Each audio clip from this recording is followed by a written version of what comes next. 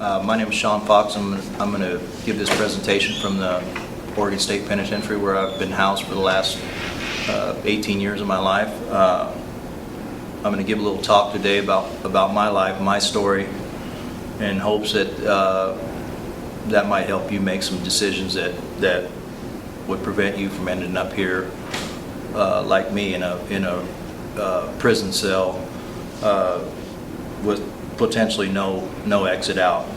I've been in the system all of my life. Like you guys, I started out in the juvenile facilities. 11 years old, I was in St. Mary's Boys Home. I got out of there. I was out of there 17 months. Got sentenced to McLaren. Went there, got out, went to Camp Florence in Florence, Oregon. Came back to Gear North, got in trouble in Gear North, and they remanded me from juvenile to adult court at 15 years old, and they sent me to the Marion County Jail in downtown Salem at 15 years old. I turned 16 in that county jail, and they sent me to the Oregon State Correctional Institution. I was the youngest inmate in that prison that year. I learned how to shoot methamphetamine and heroin inside that prison. I learned about the crimes that those older men were doing inside that prison, and went out into the community and commenced to using drugs and committing crimes to pay for drugs. I spent 2 years there that first time. I came back one more time after that for a brief period for 8 months.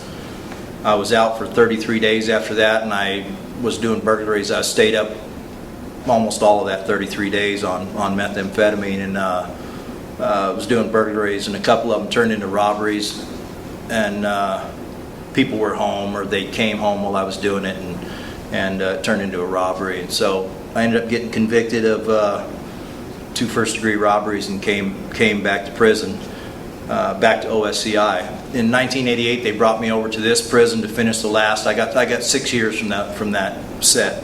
They brought me over here to finish the last of that 6 years. I left this prison in December 28th of 1992, and I was out for 20 months.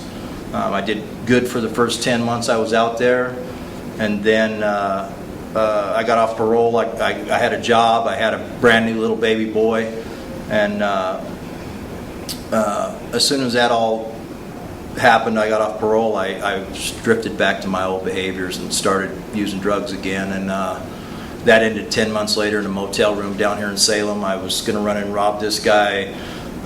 My thought was, I'm just going to point a gun at him and get the dope and leave. He's not going to say anything. He's selling drugs. He's not going to call the police. That was my thinking.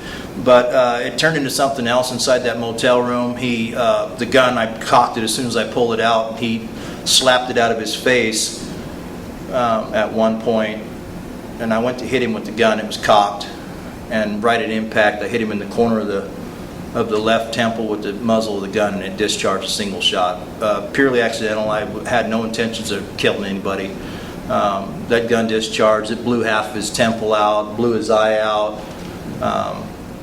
I didn't even pick up the dope. I just ran out of the room. I was startled by the gravity of what happened. In 1 second, it turned into something different. That was in 1994, the year Kevin Mannix, a local legislator, was getting tough on crime, and Oregon and the rest of the nation was getting tough on crime, and I went to trial, and they sought the death penalty, and found me guilty of aggravated murder, and sentenced me to 2 consecutive life without the possibility of paroles. I've been here 18 years now. The worst thing about this whole trip is my family and all the unintended victims that I left in my wake. My little boy was 1 year old when I left the streets. He came in here when he was 5 or 6 years old, and he told me, "Daddy, please come home just for a little while today." And I told him, I can't, son. I can't. He ran to the exit door with his head down, crying, and like I was rejecting him. And I went to him and kneeled down to him and told him, I'm sorry, I can't go home. He won't let me. And I blamed the officer in the visiting room because I did not want to be responsible for the pain that I've seen in my little innocent son's face. But I knew when I went back to that cell and looked in that mirror that I did that. I made some decisions that ended up destroying a lot of people and creating a lot of victims, my own family, the only people in the world that probably love me.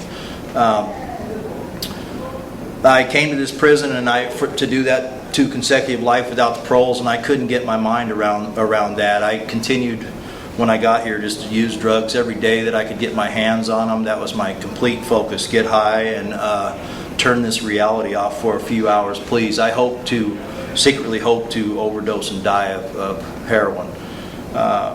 And I OD'd many times. I woke up in my cellies breathing in my mouth, convulsing on the floor, but I just didn't die. In 2005, I started to change the way I was thinking about my life. I started to get some hope that I could do something positive, that I could have some redeeming qualities that I could share with this environment and maybe even society too. So I started to change my life, and coincidentally at the same time this StoryCorps program came inside this prison. It was a sound studio they brought in here. It's the biggest collection of oral histories in the world, and what they do is they pull up in little towns all over the nation. They started in New York City and they came all the way across the nation to this northwest coast. This is the first prison that they came inside of, and they selected 10 inmates to go in that trailer, sets of 2. You just get in 45 minutes you straight talk each other. And me and my friend Paul Mortimer, we called him Bumper, and this is me and Paul at the StoryCorps interview out here in the prison, down on the avenue in the prison. We went in that trailer that day and we started talking about what I'm talking to you about right now, him and I. Prior to this, me and Bumper never talked about this. We talked about where we were going to get high again and prison stuff, nothing really good or positive.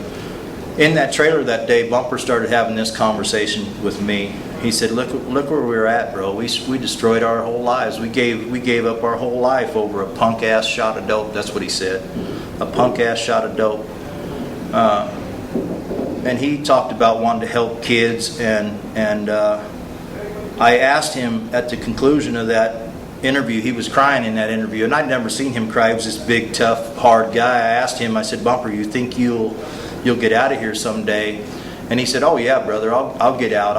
I'll be 55 or 60 years old, but I will get out of here. He said that with conviction, but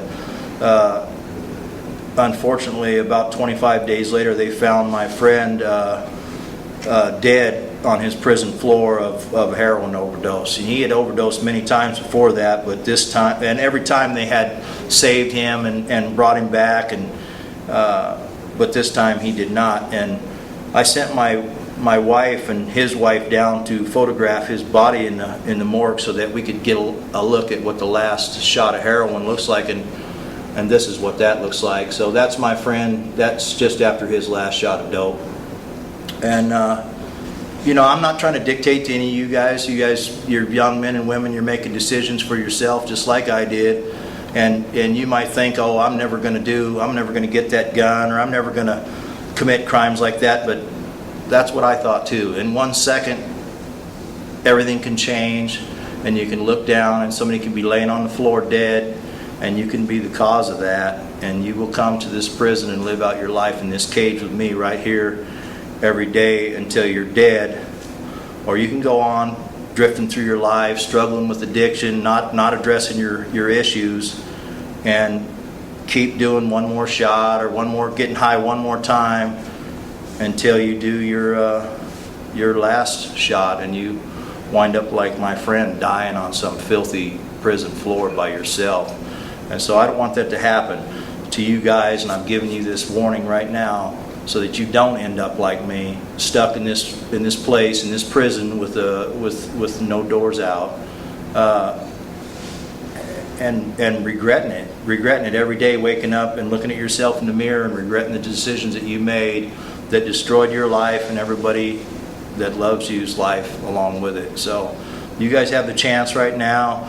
if you're in the youth authority, don't run over here to this prison thinking this is the place where you're going to get tough and hard and become a man or a full-grown woman, or because this is not. This is a miserable, ugly existence over here, and you will regret it. So